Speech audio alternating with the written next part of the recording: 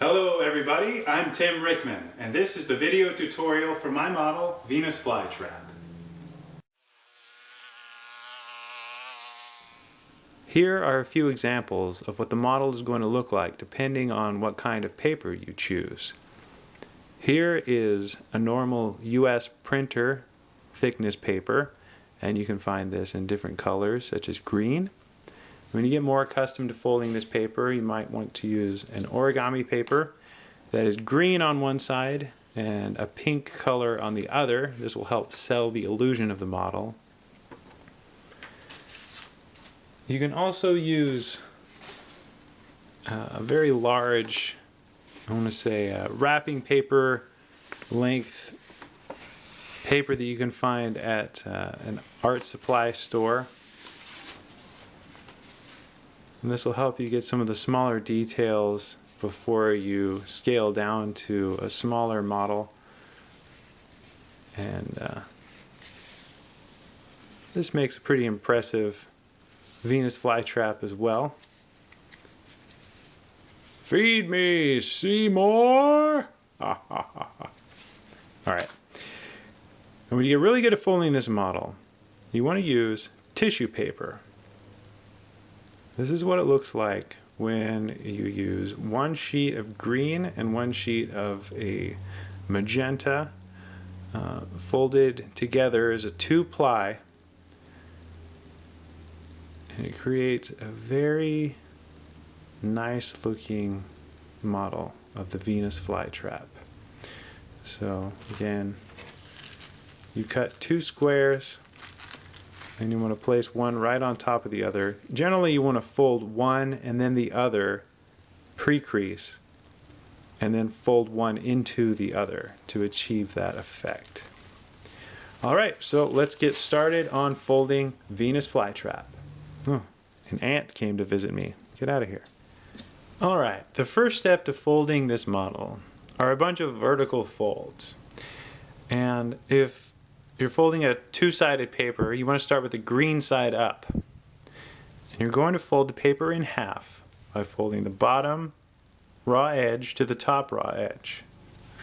I've pre-folded this, so it'll be easier to show you. Just going to match these 2 edges together and fold this in half. It's easier if you spin the paper around. You're going to take the top flap and fold the raw edge to the crease you just made. So you're folding the top flap in half. I'm going to turn the paper around and do the same thing over and over again. You're taking the bottom edge of the top flap and folding it to the crease you just made. One more time. And again for the 4th time. 5th and 6th. And when you're done, the last 2 segments are going to be 2 skinny panels that are 1/64th the total length of the paper. And when you're done with this side, you want to repeat that process on the opposite side. The next step is to fold all of the vertical folds. The green side up, you're going to fold the paper in half, and again fold the top raw edge of the top flap to the crease you've just made, and repeat. Turn the paper over, fold the raw edge to the crease in the middle, fold that flap in half. Now you want to reverse fold the central fold here.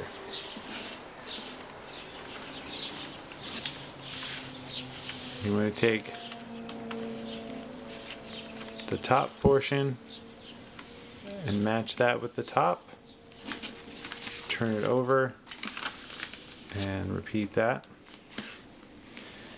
Now the model is based on a 64 by 64 grid, so you want each of these to be folded into 8s. 8, 16, 32, 64.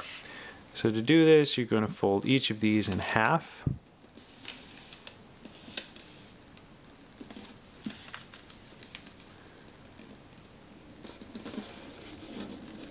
reverse fold where appropriate.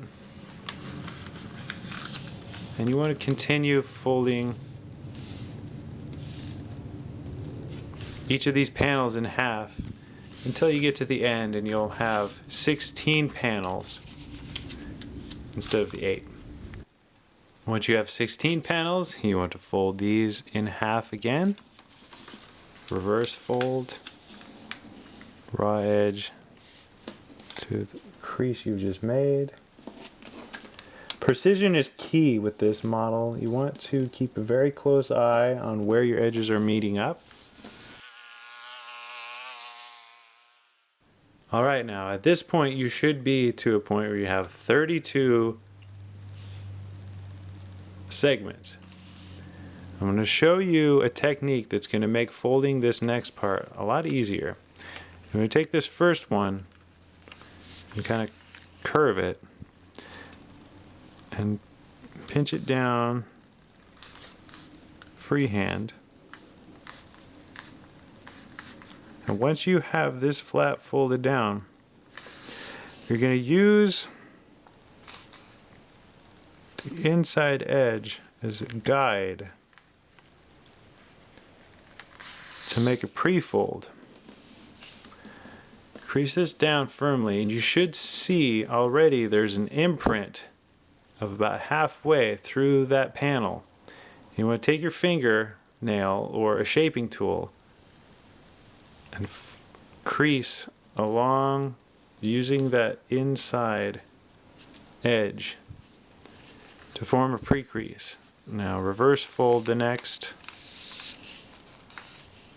fold that's already there and use that fold you've just made, that pre-crease you've made with your shaping tool or your fingernail, and that should help you guide each one of these next very narrow flaps. And what you want to do each time is pull out all of the paper underneath, flatten it out, and just use that very last underneath to help guide the next fold. And also make sure you use your eyes to line up the two edges on the top as well. But that, like here, it's getting a little off.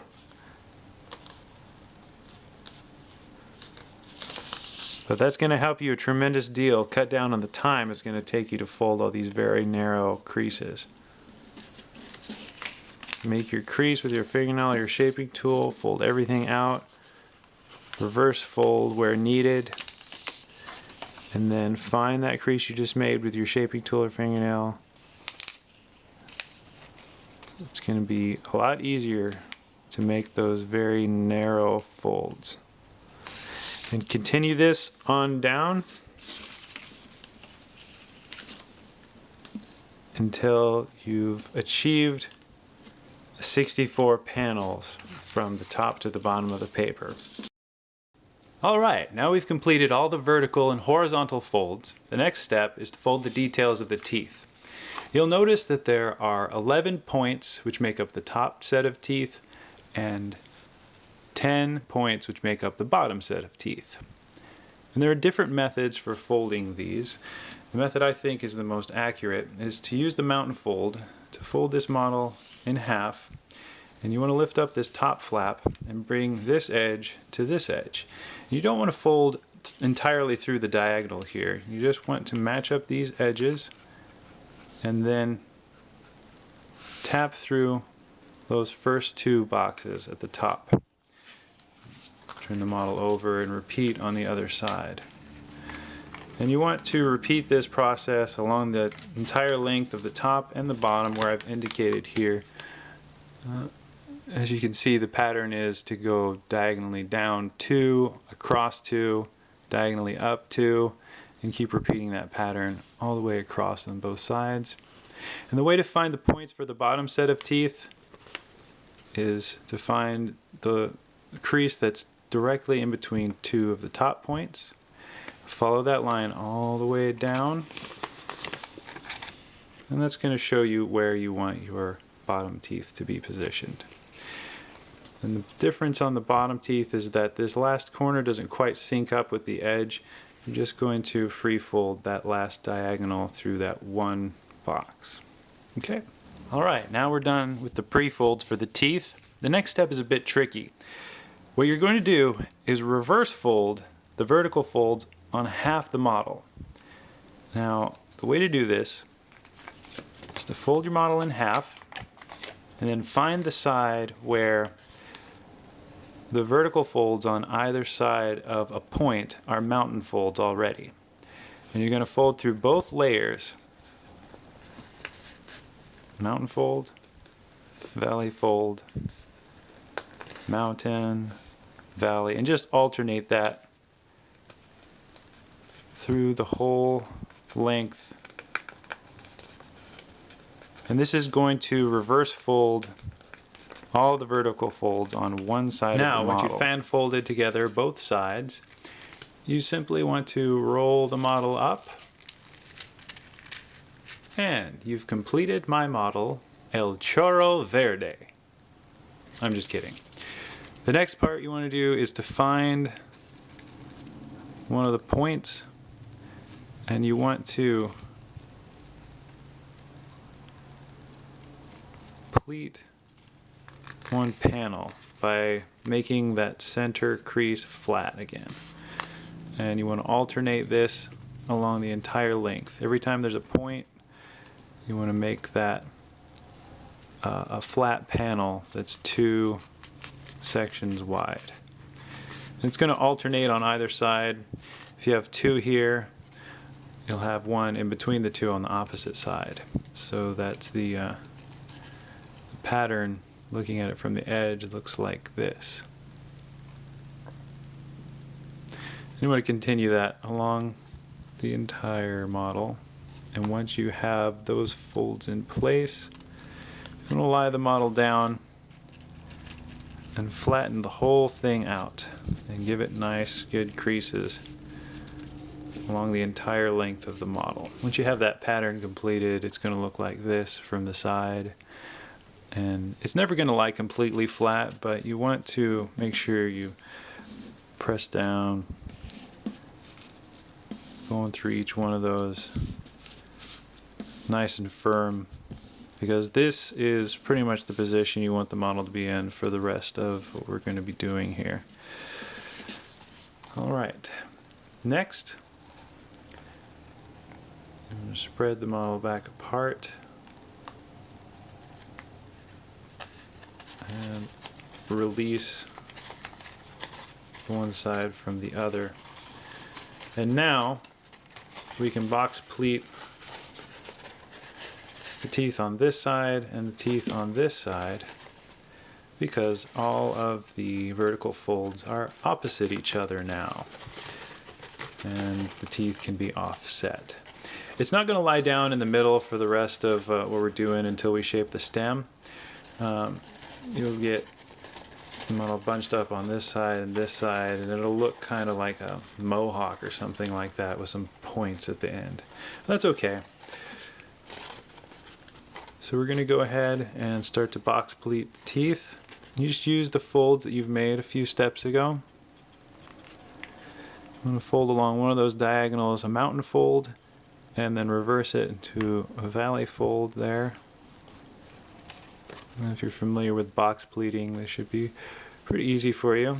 And you don't want to fold these down all the way to the edge, because this needs to be open, but about halfway, just to get a hold on it, have some place to put your fingers.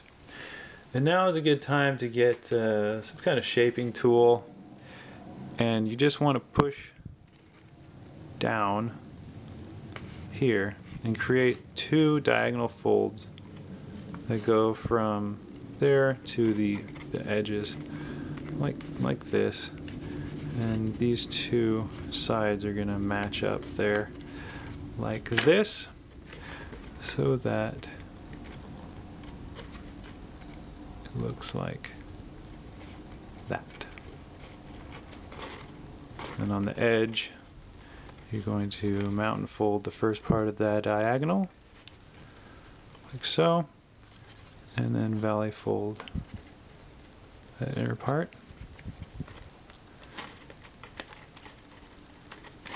Continue this along the length of the top row of teeth. All right, and once you've finished the top set of teeth, you just want to switch and do the opposite side. Again, this middle ridge is not going to lie flat because all the reverse folds are holding it open. The opposite side is essentially the same, only I want to show you what it looks like on the edge. You're going to do your box pleat there, and it's pretty simple. You just fold that diagonal fold there in a repetition of the pattern, only you fold the diagonal here, but you fold this little flap out to the side like that, and that's where it's going to live. And the rest of this row is exactly what you did on the top. More of the same.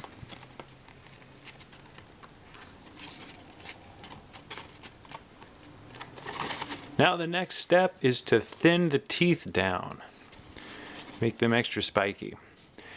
I find it's useful if you use an index card or a business card or something like that. You want to flatten down the edge there, and you're going to make a crease from the corner where the two teeth meet all the way to the point. I find it's useful to lay a card or something over that and use the edge to guide that fold, that crease. And you want to make sure you press down nice and firm because we are going to be inside. You're going to sink that fold.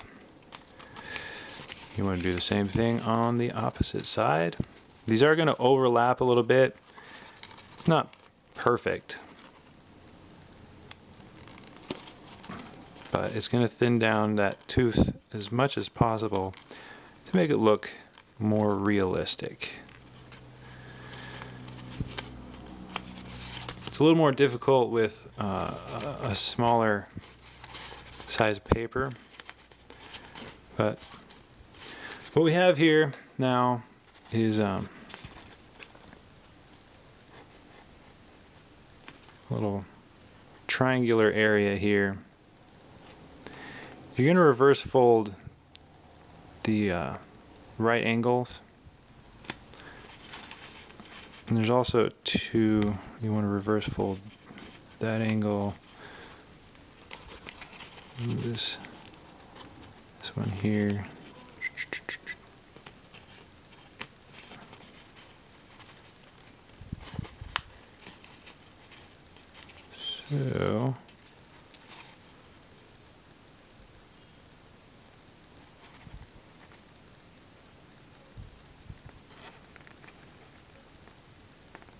So it ends up looking like this.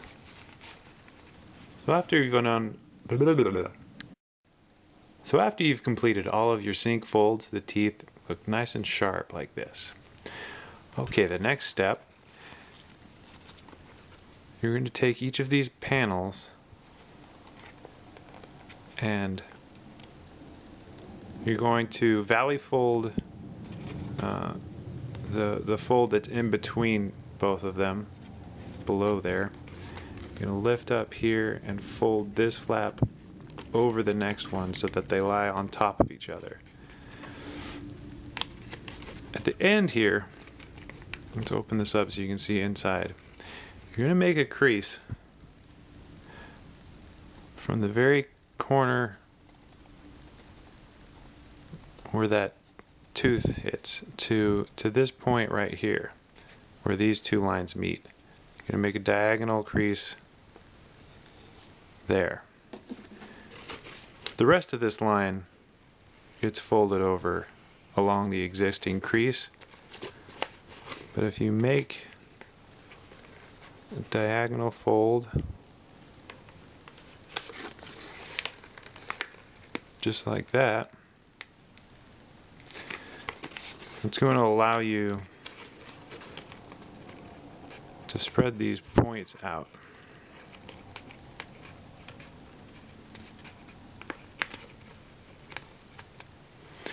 Now this part of the model is not going to lie flat. It's going to want to bunch up under that.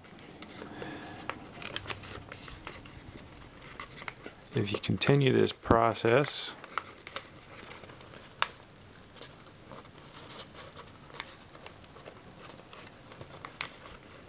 you'll see that this is how the the head of the leaf gets shaped.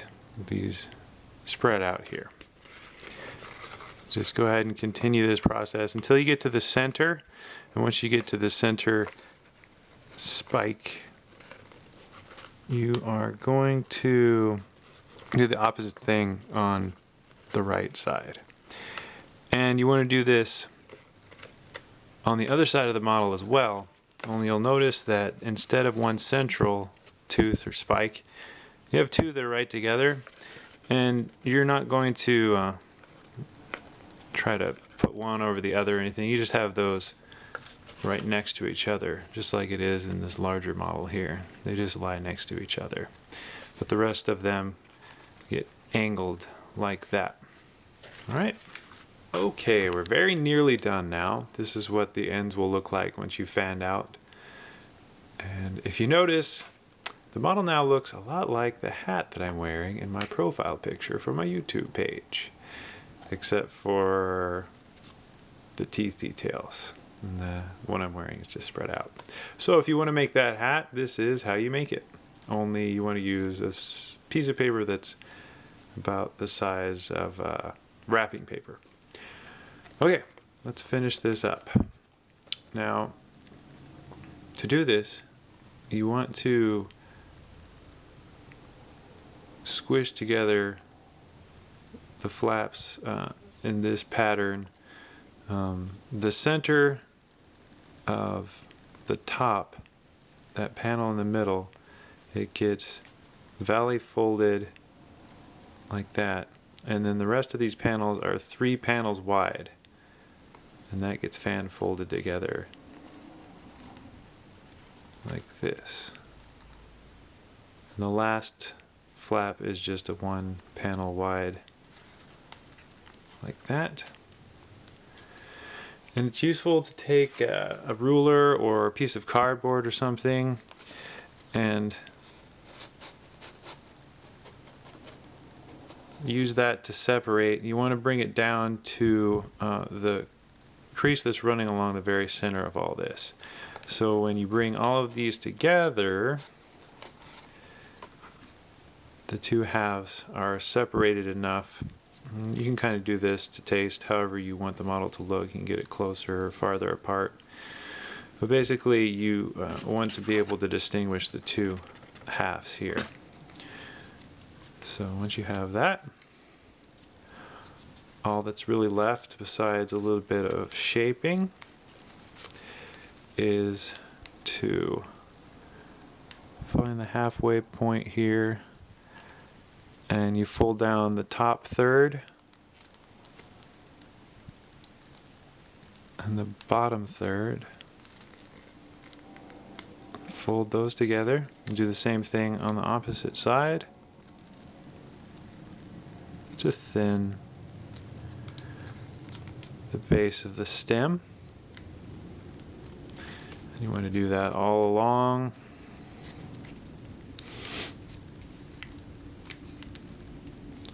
The folds that are already there.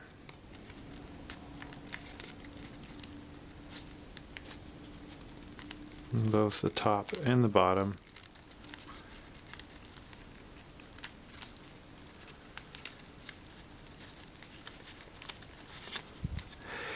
It takes a little while to shape this the correct way, and it does take a little time to do that.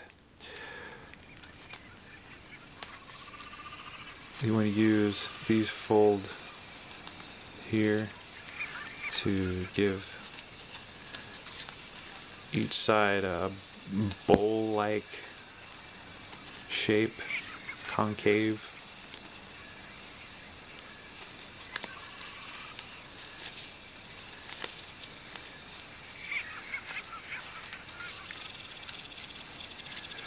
And then also you want to pay a little attention to each one of the tines, the teeth, and just kind of fold them in half.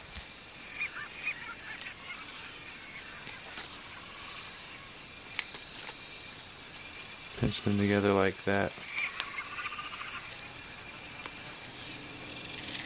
And then press down. That's going to give them a nice shape. When you're all done, the model will look something like this. Chop, chop, chop. Or this, maybe. All right, everybody. I hope you've enjoyed this tutorial. If you get a chance, check out my Facebook page, Tim Rickman Origami. If you fold this model, submit a picture, and let me check out what you were able to create.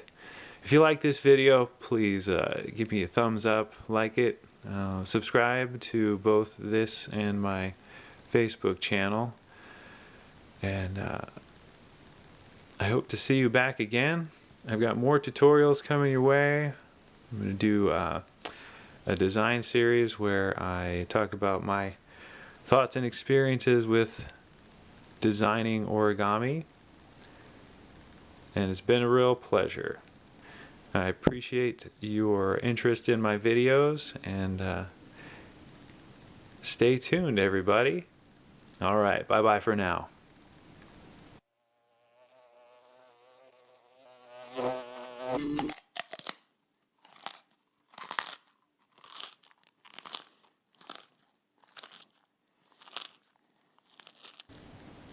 The truth is,